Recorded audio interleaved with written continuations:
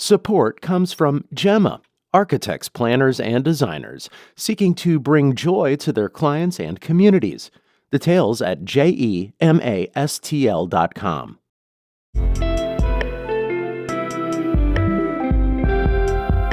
From the St. Louis Public Radio Newsroom, this is The Gateway.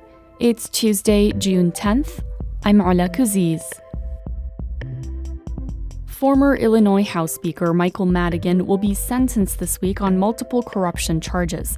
But the formerly powerful Democrat is getting advice to seek help from Republican President Donald Trump. He's giving away pardons like candy. Pardons, like politics, can make for strange bedfellows. That story coming up after this news on The Gateway. President Donald Trump signed off on Governor Mike Kehoe's request to get federal aid to victims of the May 16 tornado. Trump's approval of a major disaster declaration request means tornado victims can get access to Federal Emergency Management Agency funds for housing, transportation, health care, and child care.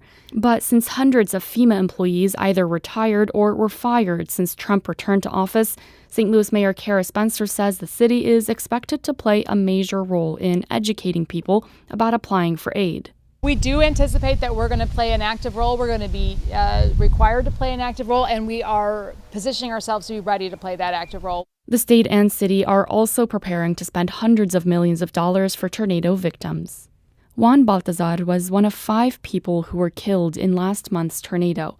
He was driving through Carondelet Park when a tree fell on his pickup truck and crushed it, killing him in minutes. As St. Louis Public Radio's Andrea Henderson reports, Baltazar's mother is in mourning, but is grateful to have experienced a loving son.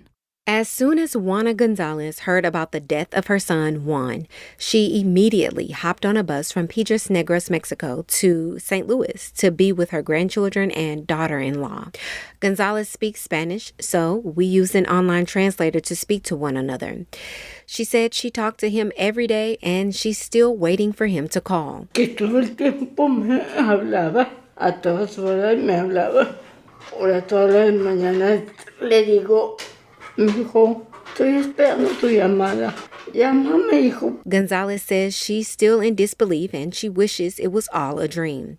His funeral is June 15th at Hughes Funeral Alternatives, St. Louis. I'm Andrea Henderson, St. Louis Public Radio. The deadly May 16 tornado also damaged nearly 10,000 buildings, including at least 12 schools in the St. Louis Public School District. STLPR's Heba Ahmed reports. $1.8 million. That's the initial assessment of damages to a dozen schools in the district. Those costs cover things like tarps for damaged roofs at Ashland Elementary School and Soldan International Studies High School, along with debris removal and boarding up blown-out windows. Superintendent Millicent Borchade said that she hasn't made any final decisions, but has warned that some of the damage to the buildings is extensive. She's not sure if they'll be able to reopen in time for the first day of school, which is August 18th. The district has a plan in place for any schools that may not open. They will redirect those students to partner schools within the district, many of which that have the space to accommodate hundreds of additional students. Families will be notified of any changes in the coming weeks. I'm Heba Ahmed, St. Louis Public Radio. North St. Louis County has an extreme lack of primary care providers, leading to higher rates of certain diseases and other health issues. Federally qualified health center, Affinia Healthcare, is hoping to lessen this burden. Its new family medicine residency program recently received full accreditation. Program director Dr. Kenneth Hemba says residents will be working at community partners in the area, including Christian Hospital. One of our main goals is really training through service. This idea that we are out in the areas where care is needed. The 3-year program will allow residents to practice the full scope of primary care, from delivering babies to geriatric medicine. A total of 4 residents will be selected to start next summer. Voters in the special election to fill the 8th Ward seat at the St. Louis Board of Aldermen will not see party labels on their ballots. The 5 candidates to replace Kara Spencer are currently on the ballot with their names only. A judge last week rejected a request from the city's Democratic Central Committee to force election officials to add party affiliation. The lawsuit argued that leaving off party labels violated the right of the Central Committee to promote its chosen candidate. The Central Committee says it's frustrated by the ruling and is evaluating its options. Election officials declined to comment. Absentee voting for the July 1st election is already underway. Illinois teachers are getting new guidelines on how to use artificial intelligence in the classroom. Teaching fellows with the nonprofit advocacy organization Teach Plus developed a bill that state lawmakers approved last month. Sarah Merman is a math teacher and one of the fellows. She says the group took input from 200 educators across the state. It was very clear teachers needed more guidance and they needed more training on AI. It's something that's in our classrooms every day. And to be frank, teachers don't feel comfortable using it. The proposal directs the State Board of Education to develop new guidance by next summer on how schools can use AI while avoiding bias and navigating privacy concerns with student data. The bill still needs Governor J.B. Pritzker's signature to become law.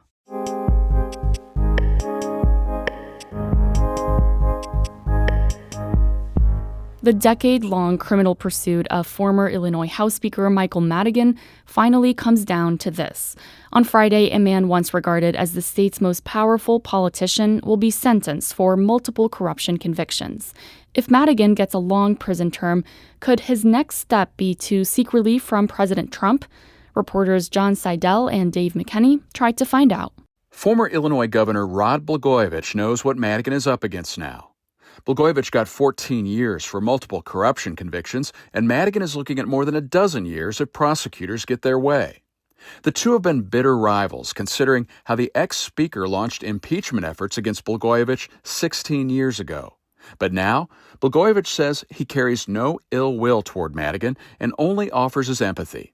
He told me, "I wouldn't wish what he's going through right now on my worst enemy, and Madigan was my worst enemy." I'm John Seidel, federal courts reporter for the Chicago Sun-Times.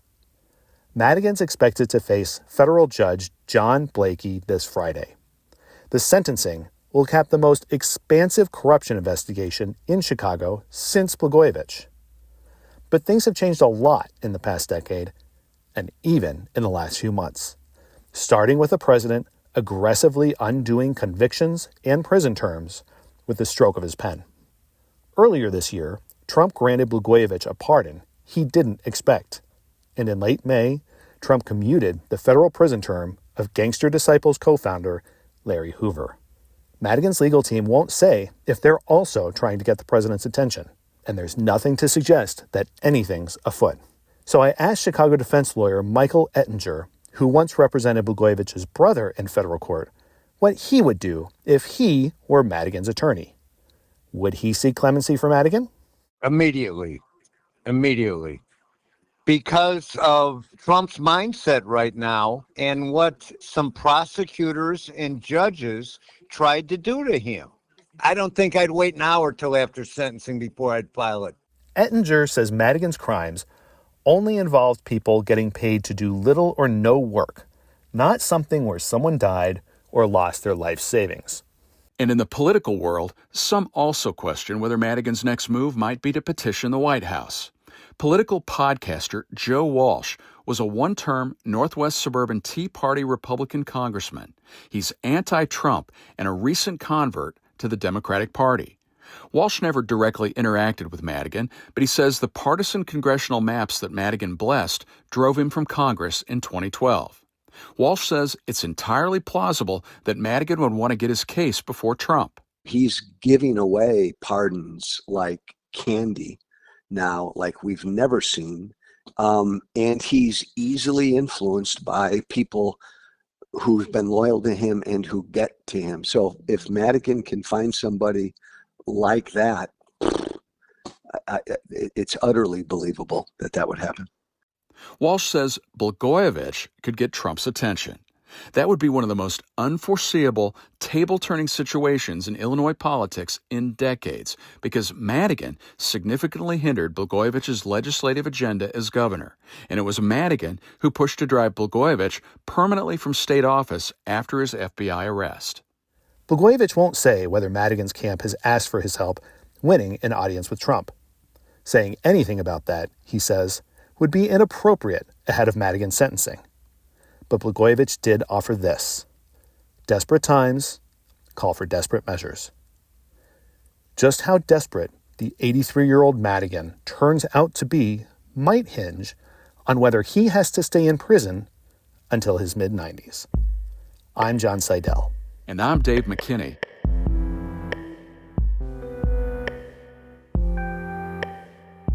This story comes to us from WBEZ in Chicago.